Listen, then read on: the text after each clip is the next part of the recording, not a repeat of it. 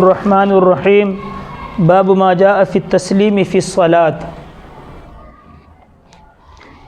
امام ترمذی رحمۃ اللہ علیہ نماز پوری ہو جانے کے بعد جو سلام کرنے کا، جس کو ہم اپنے زبان میں سلام پھیرنا کہتے ہیں، اس کا طریقہ فرما رہے ہیں۔ تو اس میں پہلی بات تو یہ ہے کہ سلام کتنے ہیں، ایک ہے، دو ہیں کہ تین ہیں، اس میں ائمہ اربعہ کا اختلاف ہے۔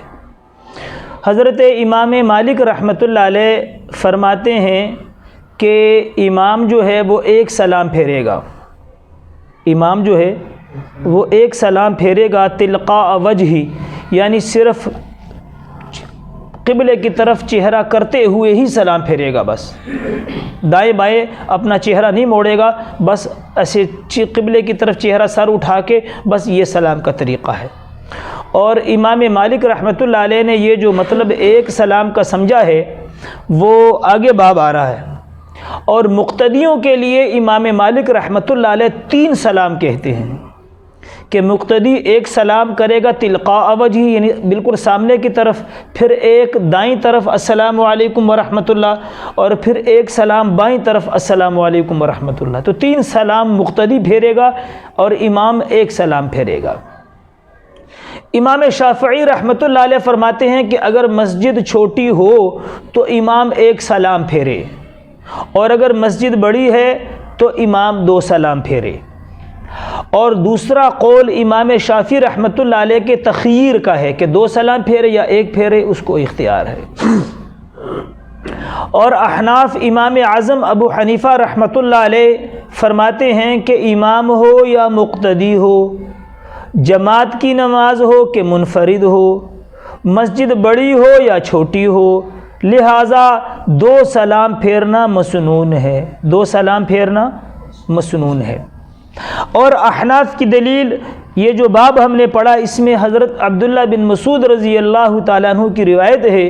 حضرت عبداللہ ابن مسعود رضی اللہ تعالیٰ عنہ فرماتے ہیں کہ حضور پاک علیہ الصلاۃ والسلام انہ کان یسلم عن یمینہ وعن یسارہ السلام علیکم ورحمۃ اللہ، السلام علیکم ورحمۃ اللہ، کہ حضور پاک علیہ الصلاۃ والسلام دائیں طرف بھی ایک سلام پھیرتے تھے السلام علیکم ورحمۃ اللہ، اور پھر بائیں طرف سلام پھیرتے تھے السلام علیکم ورحمۃ اللہ۔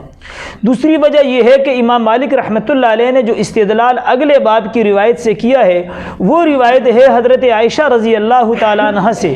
حضرت عائشہ رضی اللہ تعالیٰ عنہ اما فرماتی ہیں کہ کان یسلم فی الصلاۃ تسلیمۃ واحدۃ تلقاء وجہہ ثم یمیل الی شق الایمن شیئا۔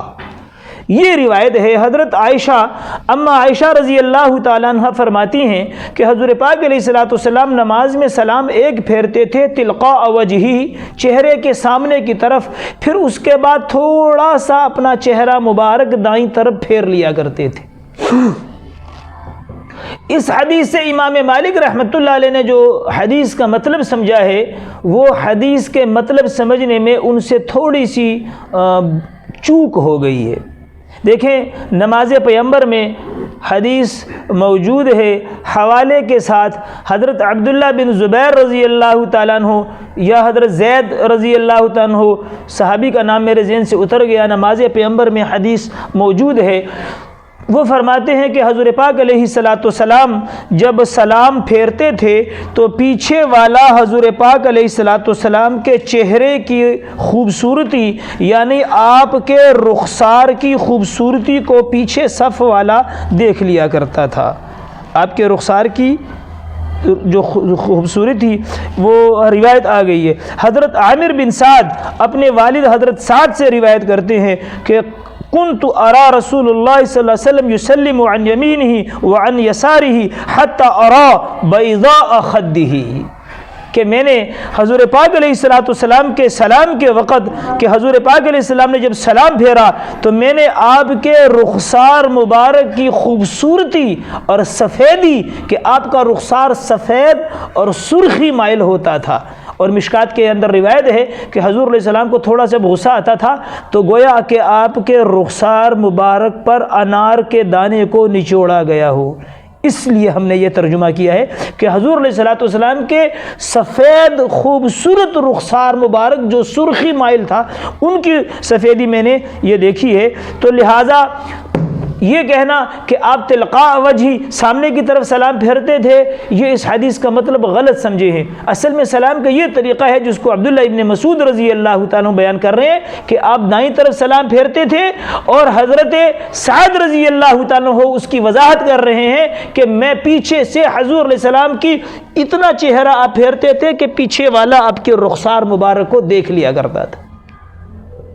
اور اس حدیث کے اندر جو چوک ہوئی ہے، اس حدیث کا صحیح مطلب یہ نہیں ہے. اس حدیث کا صحیح مطلب امام اعظم امام ابو حنیفہ رحمۃ اللہ علیہ نے بیان فرمایا ہے. وہ کہتے ہیں دیکھیں کہ نماز کے اندر جب تک آدمی السلام علیہ السلام، تو السلام کی میم تک آدمی نماز کے اندر رہتا ہے. السلام کی میم کے بعد آدمی نماز سے نکلتا ہے. تو نماز کے اندر التفات، ادھر ادھر دیکھنا، اس کو التفات کہتے ہیں. ادھر ادھر دیکھنے کو التفات کہتے ہیں. نماز کے اندر التفات مکروہ ہے. تو مطلب یہ ہے کہ حضور علیہ السلام السلام کی میم تک چہرہ مبارک نہیں پھیرتے تھے.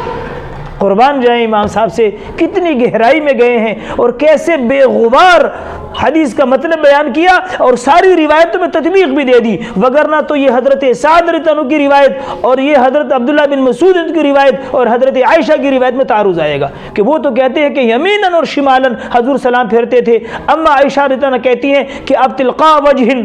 تو اب امام اعظم رحمۃ اللہ علیہ نے جو تطبیق دی ہے، جو حدیث کا مطلب بیان کیا ہے، اتنا بے غبار ہے، اتنا واضح ہے، اتنا شفاف ہے کہ ساری حدیثوں میں تطبیق بھی ہو گئی اور مسئلہ بھی حل ہو گیا. وہ کہتے ہیں کہ السلام کی میم تک آدمی نماز میں ہوتا ہے. اور اگر السلام علیکم مطلب یہ ہے کہ السلام علیکم، تب حضور علیہ السلام اپنے چہرے انور کو نہیں پھیرتے تھے. السلام کے میم کے بعد چونکہ نماز سے آدمی ختم ہو جاتی ہے ورحمۃ اللہ، اس وقت آپ اپنا چہرہ مبارک پھیرنا شروع کرتے تھے. یہ حدیث کا مطلب ہے. لہٰذا امام مالک رحمۃ اللہ علیہ حدیث کا مطلب بھی نہیں سمجھے، اور جو مطلب انہوں نے لیا اگر وہ لیا جائے تو عبداللہ ابن مسعود اور حضرت سعد رضی اللہ عنہ کی اس روایت سے کیا ہوگا؟ تعارض پیدا ہوگا. تو اصل مطلب یہ ہے کہ میم تک، اور ہمیں بھی چاہیے کہ ہم اپنے طریقوں کو ان احادیث کی روشنی میں تبدیل کریں. ہاں، السلام میم، السلام کی میم تک چہرہ نہ پھیرا جائے، السلام علیکم کی میم کے بعد چہرے کو پھیرا جائے، کیونکہ السلام علیکم میم کی میم تک آدمی نماز کے اندر رہتا ہے. دوسری بات یہ ہے کہ اس حدیث میں جو حضرت اماں عائشہ رضی اللہ عنہ بیان کر رہی ہیں، اس میں زہیر بن محمد ہیں، اور زہیر بن محمد کے جو شاگرد ہیں وہ ان سے روایت لے رہے ہیں، وہ شامی شاگرد ہیں. زہیر بن محمد کی روایتیں جو شام کی ہیں، امام بخاری رحمۃ اللہ علیہ نے فرمایا کہ زہیر کی روایتیں جو شامی تلامذہ کرتے ہیں وہ غیر معتبر ہے، کیونکہ شام میں طریقہ یہ تھا کہ حدیث کو حافظے سے بیان کیا جاتا تھا. تو انہوں نے جو حدیث حافظے سے بیان کی تھی شام میں، ان سے غلطی ہو گئی. لیکن جب وہ بات عراق میں آئے تو عراق میں وہ حدیث کاپی سے بیان کیا کرتے تھے. تو امام بخاری رحمۃ اللہ علیہ کہتے ہیں کہ زہیر کے وہ شاگرد جو عراقی ہیں وہ حدیث معتبر ہیں، اور جو ان کی روایتیں شامی ہیں، شامی شاگرد میں آتے ہیں، وہ غیر معتبر ہیں. تو اس روایت میں جو زہیر کے جو شاگرد ہیں وہ کیا ہے بھائی؟ وہ شامی ہیں. زہیر کے روایت یہ جو عمر بن ابی سلمہ ہیں یہ ان کے شاگرد ہیں لیکن شامی ہیں. لہٰذا ایک تو حدیث کی سند میں یہ خرابی ہے، دوسری حدیث کا جو مطلب انہوں نے سمجھا ہے وہ ٹھیک نہیں ہے.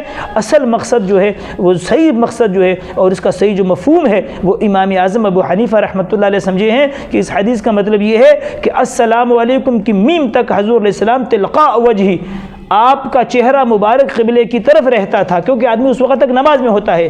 اور ورحمۃ اللہ کے اندر پھر آپ علیہ السلام ثم یمیل الی شقہ الایمن، تو پھر آپ علیہ السلام اپنا چہرہ پھیر لیا کرتے تھے.